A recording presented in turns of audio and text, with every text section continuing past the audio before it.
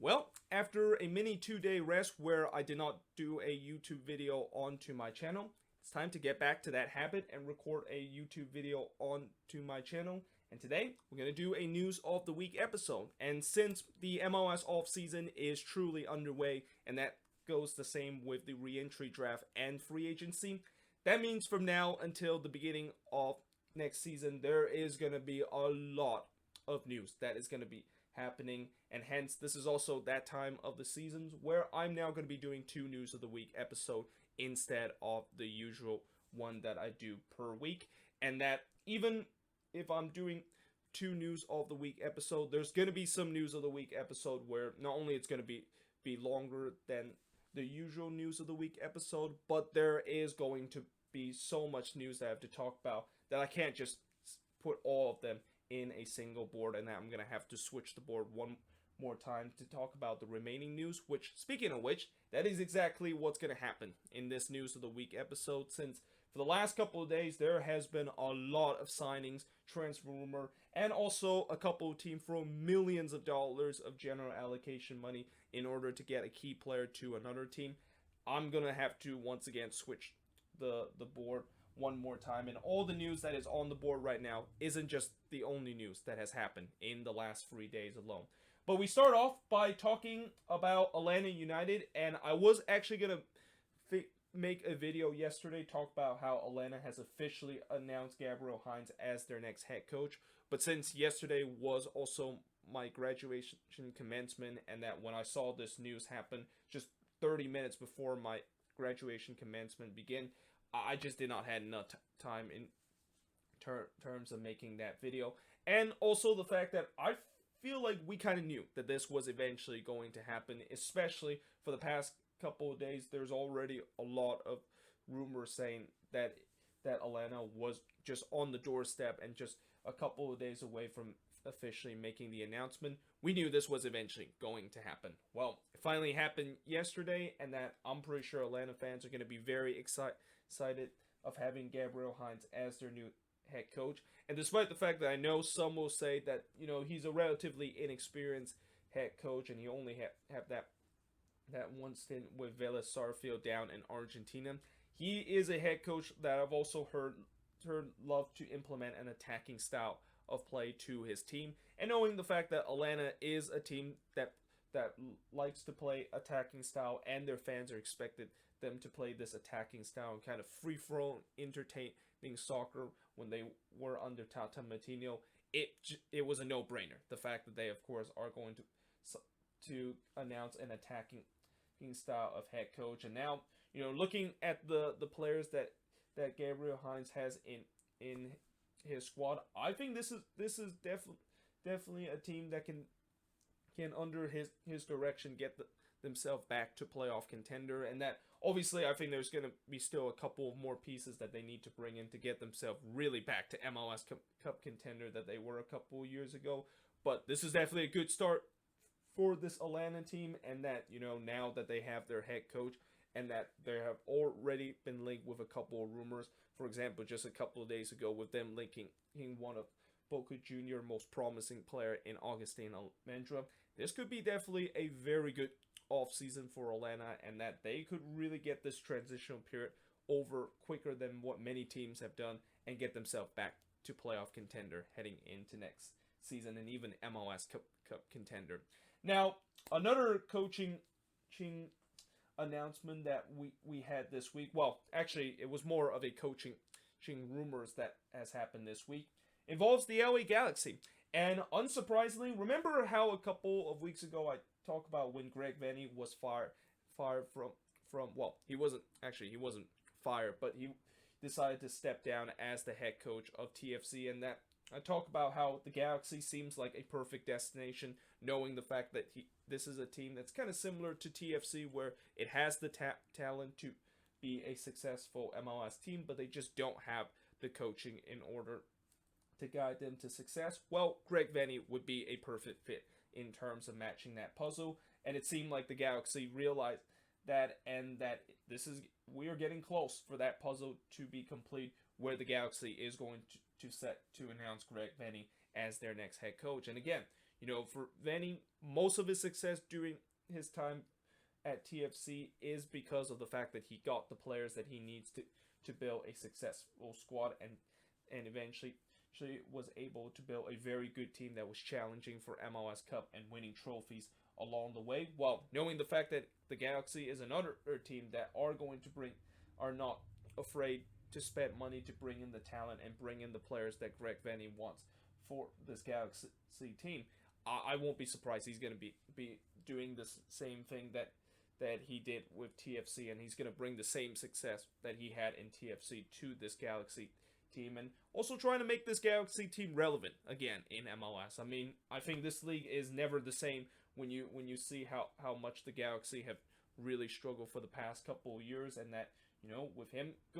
going there, and if the Galaxy are going to try to learn their lesson of not actually bringing these aging European superstar player to their league just for marketing reason, this is definitely a team that could be on the rise in the Western Conference and finally get out of being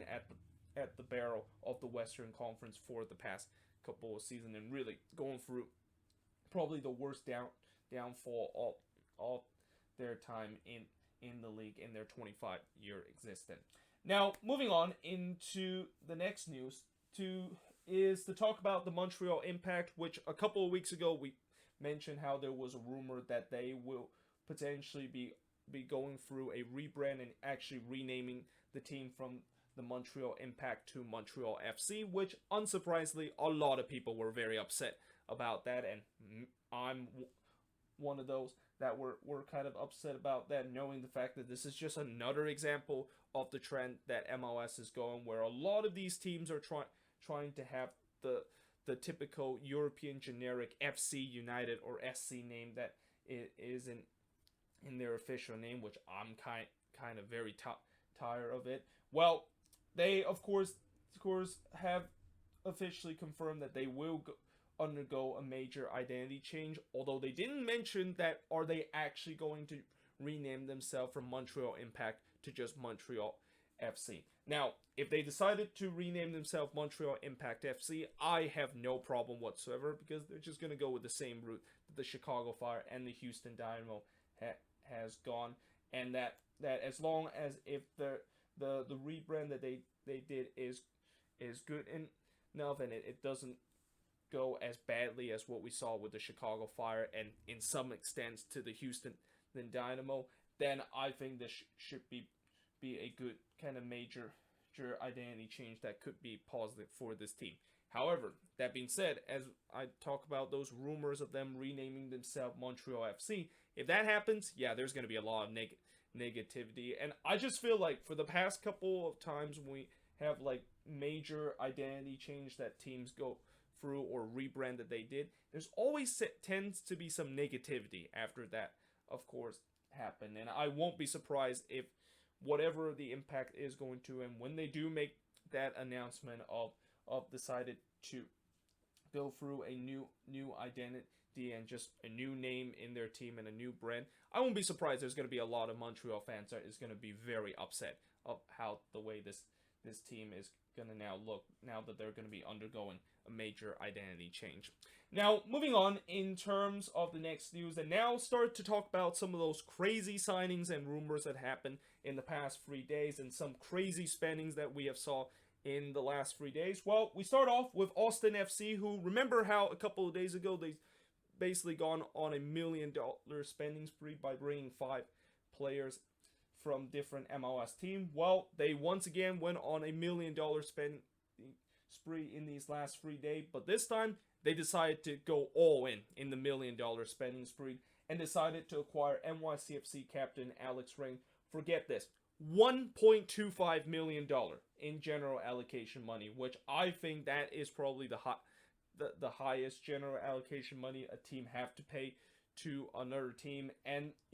knowing the fact that, yes, Alex Rain is definitely the key player for this NYCFC team and kind of the heart and soul of a player, and that no doubt Austin is going to get one of the best defender and definitely get the leadership that is with Alex Rain joining their team. But the fact that they're getting him for $1.25 million general allocation money, I mean, that is just ridiculous amount of allocation money that they have to give to NYCFC in order to get that. Now, that being said, I think this kind of money also does make sense of why they decided to pay that amount to get Alex Rain from NYCFC, because as I said, Alex Rain is the key heart and soul for NYCFC, and I'm pretty sure NYCFC did not want to let him go unless if there's a club that just give them ridiculous amount of general allocation money. And also the fact that we've seen with these new expansion team, and the reason why I know a lot of people saying that these new expansion team are just paying for players that they could have got on a lower amount. Well, the reason why they're overpaying is that they really don't have an option. Like a lot of these teams, when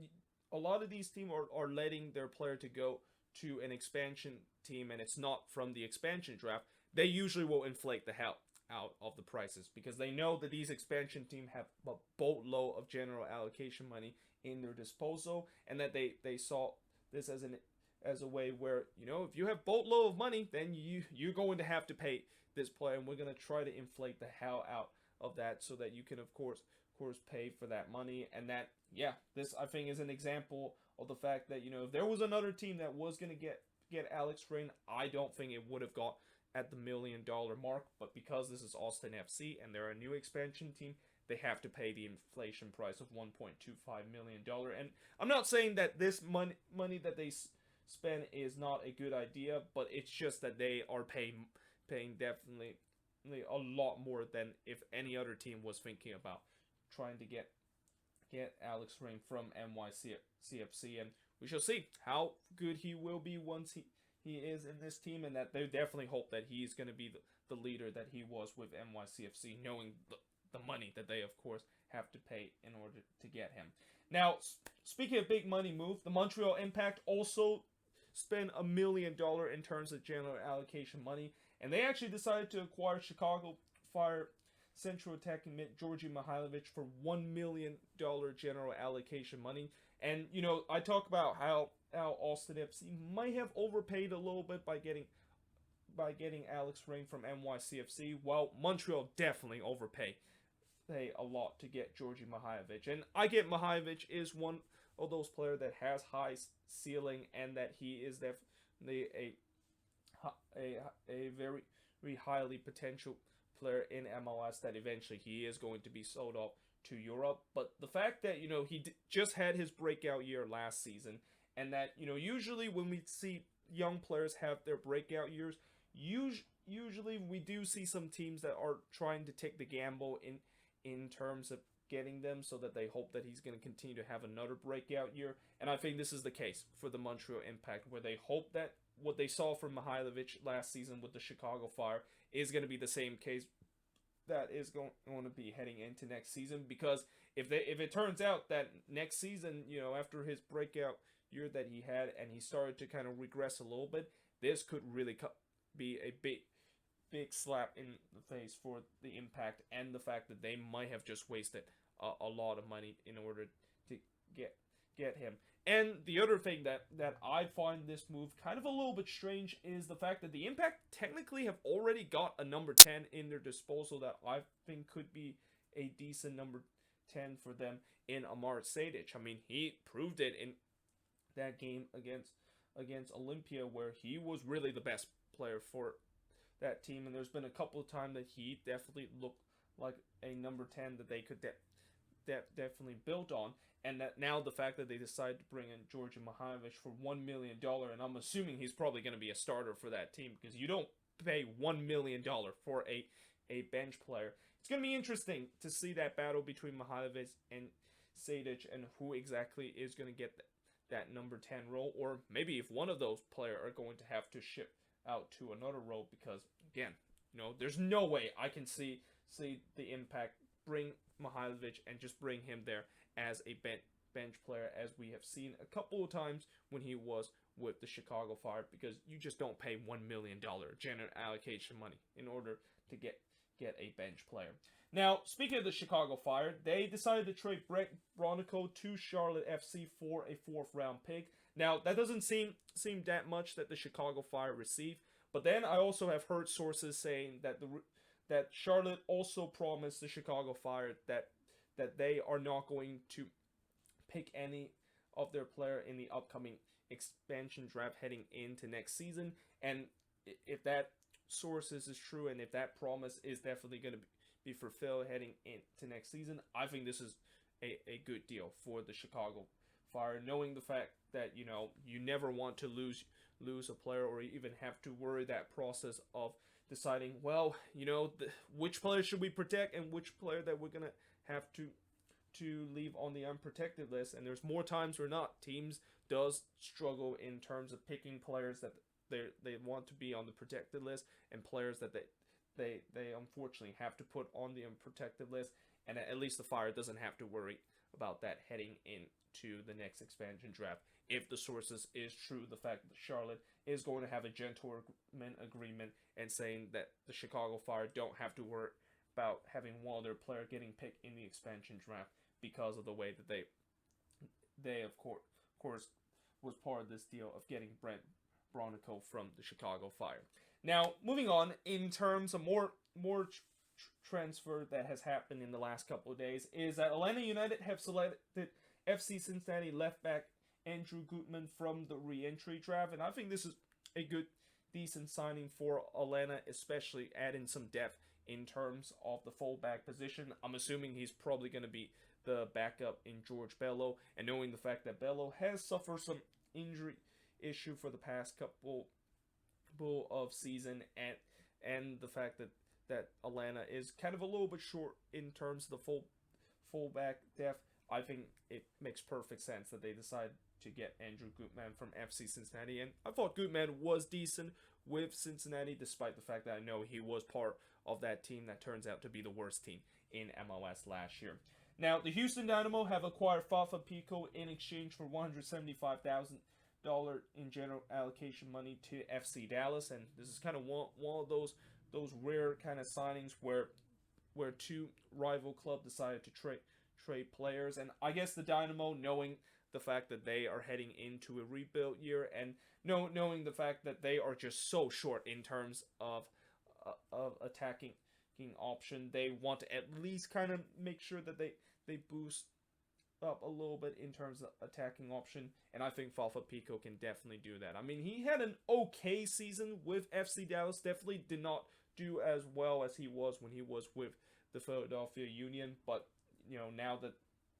they decided to sell him off, and even though they did lose a little money out of that, I think they'll be happy with getting $275,000 in general allocation money from the Houston Dynamo. And finally, the last news that I'm going to talk about before I have to switch the board is that the Colorado Rapids have once again announced another player that they are going to be a long-term part of their team, and this time it's Jonathan Lewis, who they extend his contract to 2024. And while we see many teams are definitely looking to try to get some new signings and potentially getting some players to improve their team, the Rapids are pretty happy with the team right now with these contract extension, and that's not necessarily a bad thing, knowing the fact that if you love the squad that you have and you have the core players to basically be successful, you got to lock them down into long contract before other teams started to come knocking. And it seemed like the Rapids are in that situation where they love the team that they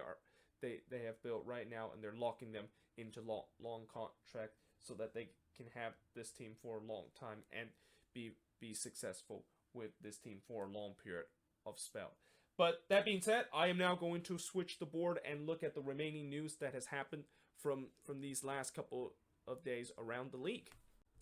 So more signings to talk about in the news of the week involve the Portland Timbers acquiring Argentine defender and left back Claudio Bravo from Banfield. Now, this signing pretty much means that most likely the rumors around that Jorge Villafaña could potentially be leaving to the Portland Timbers is pretty much confirmed, because most likely I think the Timbers getting this player is a replacement for Jorge Villafaña, and that the Galaxy actually are now in talk with the Portland Timbers in order to get him. And overall, I think if this of course plays out where with the Timbers replacing Villafaña with Claudio Bravo, and that Villafaña is going to be going to the Galaxy, that's going to work out perfectly for both teams. Because from what I heard from people, they've said that Claudio Bravo is a very promising left back down in Argentina, and some say that he's even a better option in terms of that position compared to Jorge Villafaña. Whereas if Villafaña goes to the Galaxy, it's definitely going to give them a big boost in terms of that very suspect back line from what we saw last season. So overall, if this is kind of the deal that's going to happen, I think it's going to work out for both teams, but we shall see if that is going to be the case. Now, NYCFC is reported to sign Uruguayan youth international Santiago Rodriguez, and this most likely is going to be the replacement for Maxi Morales. And I guess NYCFC, knowing the fact that this offseason they're kind of started getting a little bit fleeced with the way that a couple of teams have decided to sign some of their player, and knowing the fact that they have an aging Maxi Morales, who most likely he is probably gonna be done with this team maybe next season or in a seasons or two. They need to eventually find a replacement, and that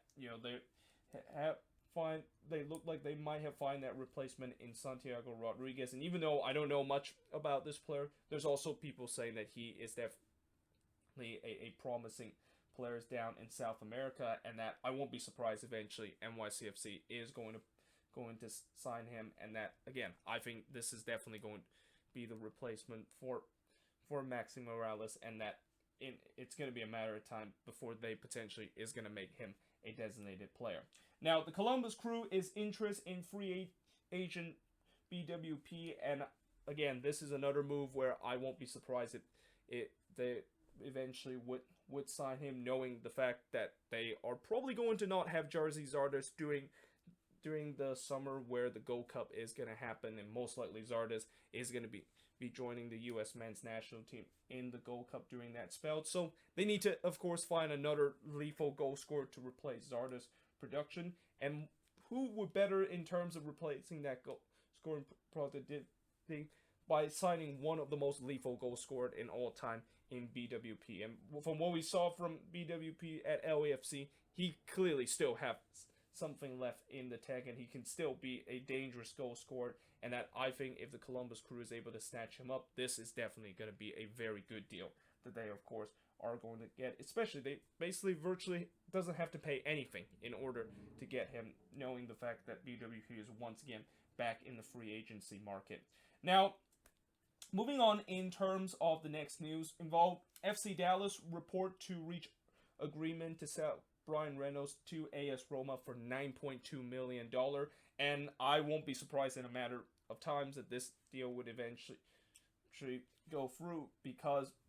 I think whenever, if there is a European club decide to put that much amount of money, especially for a left back in MLS, like, that is crazy amount of money that Dallas is about to receive. Now, obviously, they probably won't receive the full amount of money, but still, that is definitely such a large amount of fee that Dallas clearly could not turn down. And especially how good Brian Reynolds has been, and he definitely is on the cusp of potentially be a player that is on the radar of the U.S. men's national team, and one of the most promising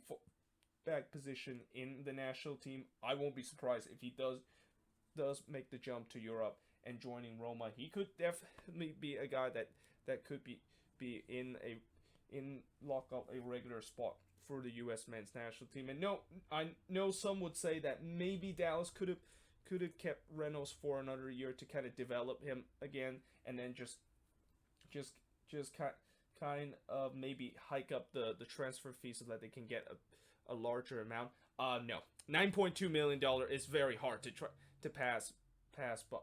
up on, and that I'm pretty sure if you ask any other team, if you get that amount of money for one of your most promising player, it is very hard to just say no to that. And that, knowing MLS has started to become more of a selling league, a lot of these teams are always going to say yes when you get that large amount of player in terms to try to get one of your more promising player. Now, speaking of MLS player could potentially making the jump to Europe. Daryl Dike, our Orlando City striker, is actually getting interest in Europe, and one of those clubs that is getting interest, it is Club Brugge. Now, unlike how I think most likely Reynolds is going to make the jump to Europe and join Roma from FC Dallas, I don't think this is going to happen, and that this would be one. I don't think it's going to be the same with Daryl Dike, knowing the fact that yes, again he had a breakout year last season, but I still feel like maybe he needs another year to see if he can continue to develop his game, and that if he can continue to have a great season with Orlando City, no doubt there's going to be more club that's going to be knocking on the door. And unlike this one, compared to the rumors that I talked about, there was no fees that Club Brugge basically asked for Orlando City striker Daryl Dike, and if it wasn't like a huge amount of fees, like a $9.2 million kind of fee, I just don't see Orlando City is going to accept that deal, and that most likely they're going to keep Daryl Dike at least for one more season. But now moving on into the last news on this board to talk about the U.S. Soccer Male Player of the Year, which this year, the winner of that award is Weston McKennie. Now, I know there's going to be some people that is surprised that McKennie won this award, and that some would say that, well, what about Christian Pulisic? I mean, he was amazing with Chelsea down the stretch, and especially when the Premier League basically restarted, he was probably the one, if not the best player in the Premier League with Chelsea. Well, the thing about Pulisic is that despite the fact that he had that good run of form during when the Premier League returned in June, he was on the IR list a lot last season, and that he also wasn't a player that was featured with the U.S. men's national team a lot, if any time, compared to Weston McKennie, who is another guy that is having a spectacular season with Juventus, and is a guy that also have been on the U.S. men's national team. I guess that is pretty much the reason why he gets the not over Pulisic. I mean, I'm not saying that Pulisic doesn't or I'm not saying that McKennie doesn't deserve this award, and that Pulisic kind of got snubbed in terms of that. But I just feel like in terms of who actually have done better in terms of with their European club for a long terms of period, and that they have made some contribution with the U.S. men's national team, gotta say it's better. It's got to be McKennie over Pulisic in terms of that matter. But anyway, that is pretty much all the news in terms of the news of the week. Again, there's been just so much news that has happened in the last couple of days that, you know, if this has been a relatively long video, it is what it is when you got like what? I think there was like 16 news topics that I have to talk about in this week. But it's just going to continue to get more crazier as we're going to continue to hear rumors, and also maybe big signings that is going to be happening from now to the beginning of the season. But in case if I didn't mention any other news that I should have put it on the board here, let me know in the comments below. But until then, hope you guys enjoyed this video, and I will see you guys next time.